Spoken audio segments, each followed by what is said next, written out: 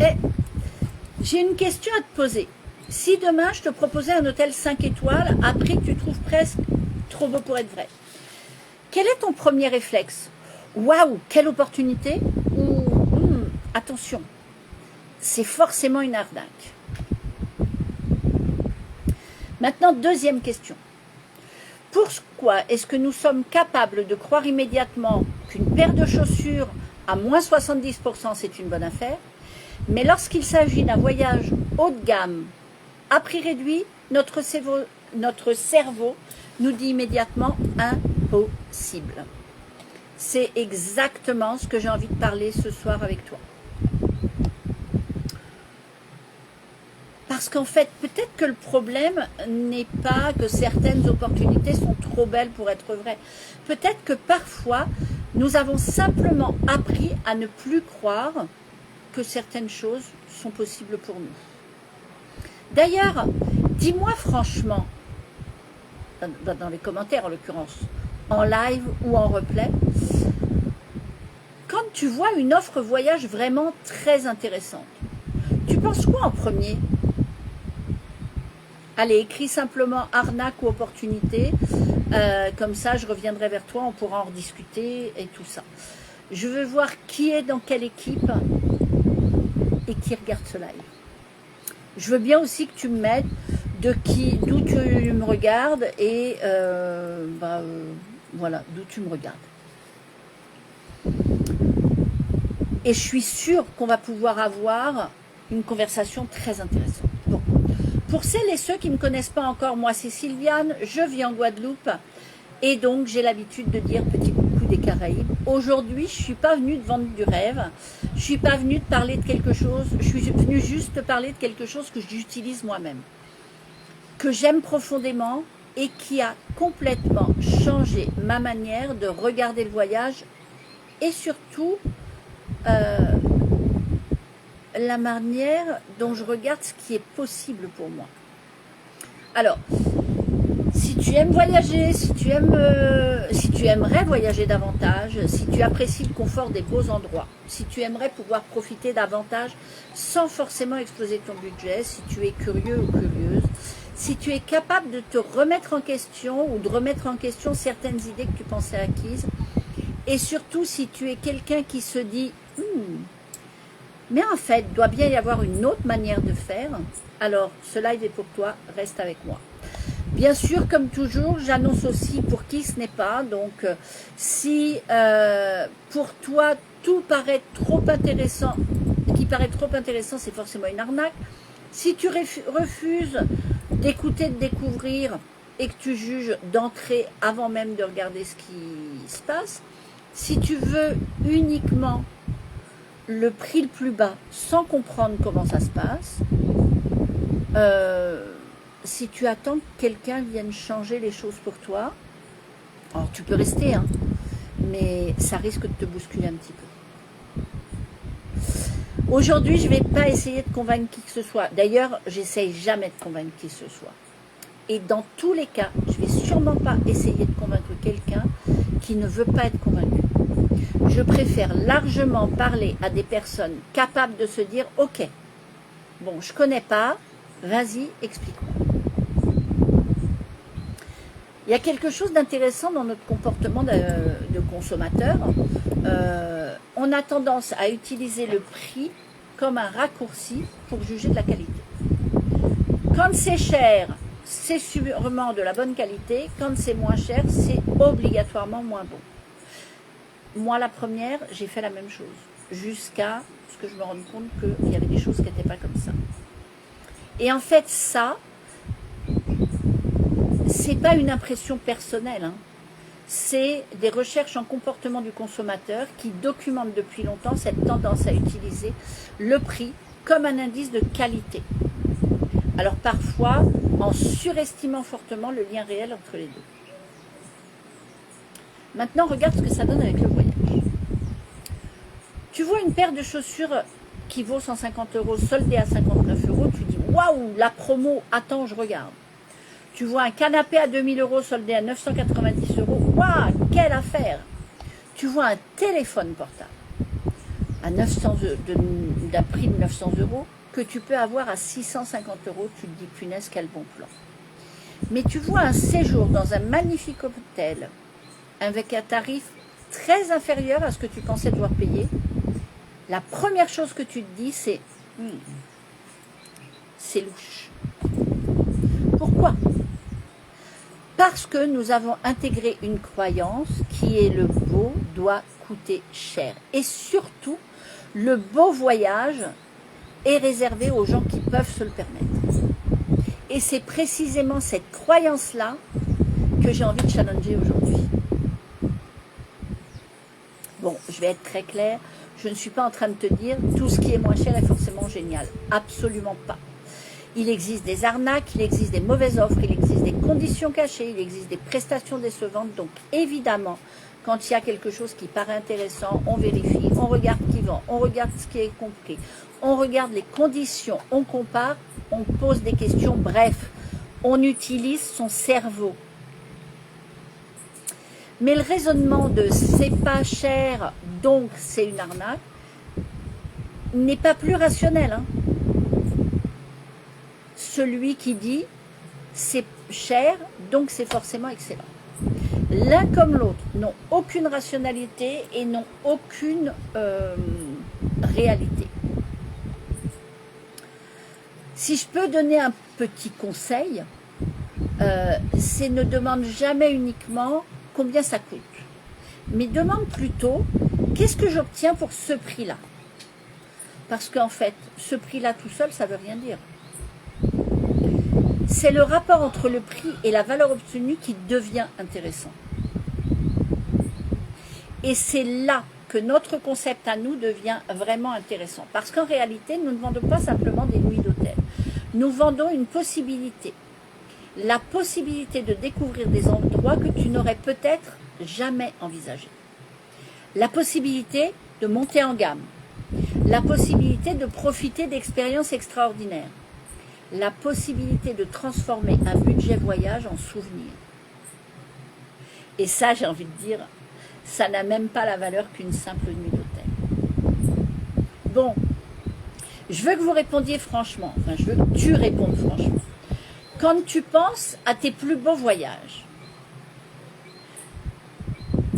tu te souviens réellement du prix exact que tu as payé?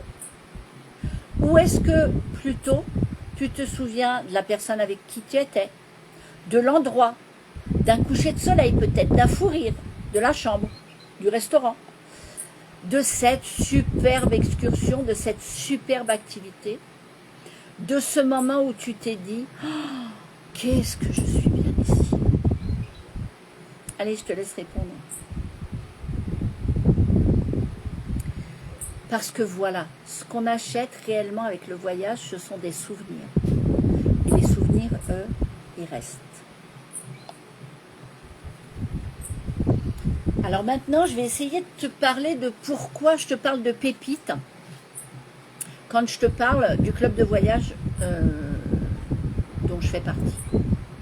Pas parce que c'est magique, hein, pas parce que j'ai trouvé une formule secrète, mais parce que ça me donne accès à quelque chose que beaucoup de gens ne connaissent tout simplement pas. Déjà, on a des services qui sont exclusifs, que tu trouveras nulle part ailleurs. Un service qui te permet de partir une semaine pour le prix d'une nuit, et un autre service qui te permet de partir dans du 4 étoiles, 5 étoiles, voire du palace, au prix d'un 2 ou d'un 3 étoiles. Les hébergements qu'on propose sur nos plateformes, sur nos services, ce sont des hébergements minimum 3 étoiles, avec une qualité parfois sur des catégories qu'on ne penserait pas forcément aller. Quand par exemple tu peux avoir une suite, une junior suite, pour le prix d'une chambre simple, c'est quand même super intéressant. J'ai pas d'exemple là, directement à côté de moi, parce que je suis en live avec toi, que j'ai même pas l'ordi à côté de moi, donc j'ai pas d'exemple pur et dur. Mais, je sais pas, nous on est parti, en février, on est parti à à Miami. On a fait une nuit à Miami dans un très très bel hôtel.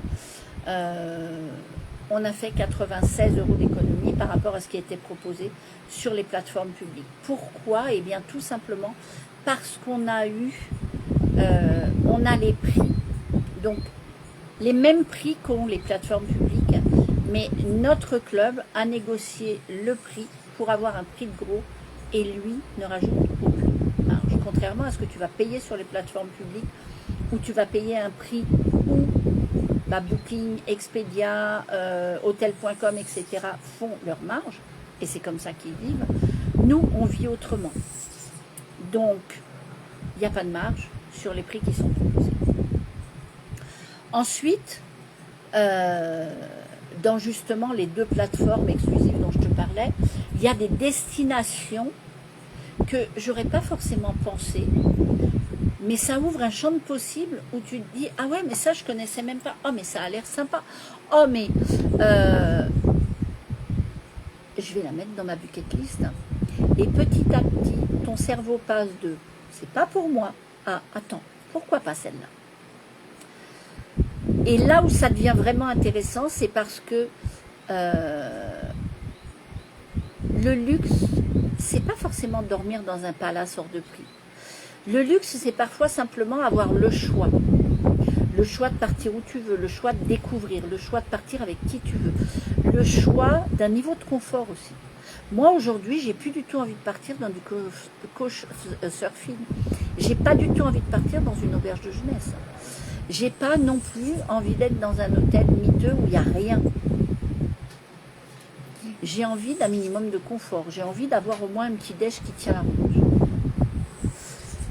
Et ce qui est extraordinaire, c'est qu'aujourd'hui, je ne me dis pas, enfin je ne suis pas à me dire c'est pas pour moi, donc à renoncer à un type d'hébergement, à un type de confort, avant même d'avoir regardé. Parce que justement, ça devient possible.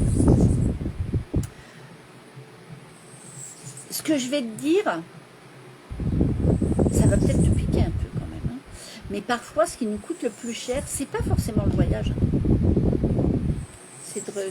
C'est de jamais regarder qu'il existe d'autres possibilités. Parce qu'à force de dire je ne peux pas, c'est trop cher, je verrai plus tard, quand j'aurai plus d'argent, quand les enfants seront grands, quand je serai à la retraite, quand j'aurai le temps, on finit par transformer ces hypothèses en réalité qui n'arrivent jamais. Parfois le problème, c'est pas que la porte est fermée, que la porte n'est pas là pour toi. C'est simplement que tu n'as jamais essayé de tourner la poignée. Et là, j'ai envie de te parler d'un vrai truc que je trouve extraordinaire avec notre club. Pas le dépêche-toi, sinon tu vas rater cette promotion, c'est valable que si tu réserves de telle date à telle date. Non, j'ai pas envie de te parler de tout ça. Parce que ça, franchement, c'est pas ce qui m'intéresse. Pour moi, ce qui est beaucoup plus profond, c'est si toi, aujourd'hui, dans 5 ans, ta vie ressemblait exactement à celle que tu vis aujourd'hui. Le même rythme, les mêmes contraintes, les mêmes excuses, les mêmes listes de destinations jamais faites, les mêmes rêves reportés, le même quotidien. Est-ce que ça te va vraiment? Parce que si ça te va, parfait, hein, ne change rien. Mais si ça ne te va pas, va bien falloir commencer à faire quelque chose de différent. Allez, tu sais que j'aime bien les exercices. Prends un papier, un crayon. Fais 2 colonnes. En haut de la première colonne, tu vas écrire « Ma vie dans 5 ans si je ne change rien ». Et puis, tu vas mettre sur le côté où je vis, comment je travaille, combien de temps j'ai pour moi, combien je voyage dans l'année, comment je vis réellement et surtout, comment je me sens. Dans la deuxième colonne, en tête de la deuxième colonne, pour répondre à ces mêmes questions, tu vas mettre ma vie dans 5 ans si j'ose faire autrement. Et là, d'un côté comme de l'autre, écrit sans censurer. Parce que un avenir différent commence rarement par une grosse décision. Il commence souvent par une petite question toute simple qui est « et si ?» Alors maintenant, j'ai envie de t'entendre. Pas te vendre quelque chose, non, non, de t'entendre. Si tu pouvais partir demain matin sans contrainte budgétaire, sans contrainte de travail ou sans contrainte d'organisation, tu partirais où? Alors réponds vraiment dans les commentaires parce que ça m'intéresse. Autre petite question, qu'est-ce qui t'empêche réellement d'y aller? L'argent, le temps, le travail, la famille, la peur, l'organisation ou autre chose? Mais vraiment, sois honnête, réponds vraiment à cette question. Parce que souvent, ce qu'on appelle « j'ai pas les moyens » signifie en réalité « je n'ai jamais cherché une autre manière de faire ».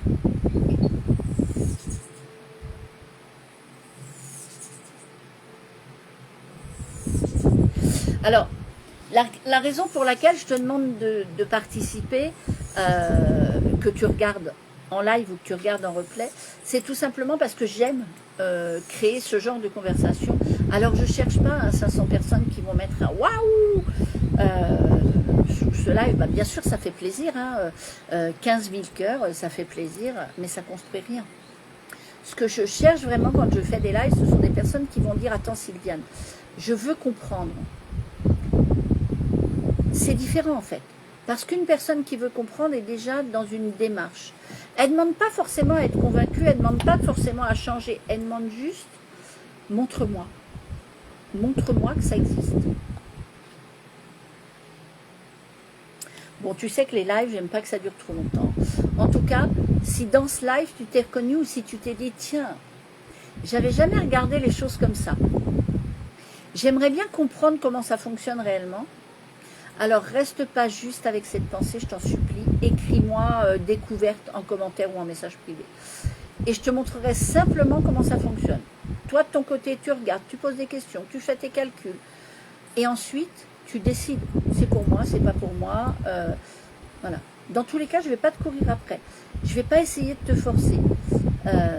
Parce que, pour être honnête avec toi, je préfère réellement quelqu'un qui a compris la valeur des choses, qui a compris la valeur de ce qu'il découvre, ce qu'il regarde, que quelqu'un que j'ai dû convaincre. Bon, je vais terminer avec cette chose. Peut-être que ce que je t'ai montré aujourd'hui ne changera absolument rien pour toi. Et c'est très bien. Mais peut-être qu'une personne qui regarde ce live va se dire « Ah, mais si j'arrêtais de penser que certaines choses ne sont pas pour moi ». Et si cette personne commence simplement à chercher, à comparer, à poser des questions, à apprendre, à envisager autrement, à voir son argent autrement, à voir son temps autrement, à voir ses voyages autrement, et surtout, à voir son avenir autrement, alors là, ce live, il aura servi à quelque chose. Parce que pour moi, je ne crois pas que la liberté arrive un beau matin et qu'elle sonne à ta porte. Je crois que vraiment on la construit progressivement et que on pose petit à petit les conditions pour la vivre. Et parfois, la première étape, c'est pas de tout changer. Hein. C'est simplement d'accepter de regarder qu'une possibilité existe, une possibilité qu'on n'avait jamais regardée avant. Dans tous les lives que je fais, dans tous les partages que je fais, je cherche tout simplement à te montrer qu'il existe une autre façon de vivre, que subir, on n'est pas là pour ça. Enfin, en tout cas, moi, je ne suis pas là. Je ne suis pas 50 ans, 60 ans, 70 ans, 80 ans, peut-être 90 ans sur Terre pour subir ma vie. Non, non, je suis là pour la vivre. Je suis là pour en profiter. Et bien sûr, moi, ce qui m'anime, c'est ma liberté. Que ce soit ma liberté géographique, que ce soit ma liberté temporelle, que ce soit ma liberté financière, je ne veux pas d'attache. Alors ça ne veut pas dire que je veux tout envoyer péter et que je veux être complètement anarchique, non, non. Même dans la liberté, il existe des contraintes, les contraintes que je me suis posées, les contraintes que j'ai choisies. Et c'est ça pour moi la vraie liberté. Je ne vais pas te promettre une vie parfaite. Je ne vais pas te vendre du rêve. Moi, ce que je cherche à faire dans tout ce que je partage, c'est tout simplement ouvrir une porte. Après, c'est toi qui décides. Tu regardes ce qu'il y a derrière ou pas.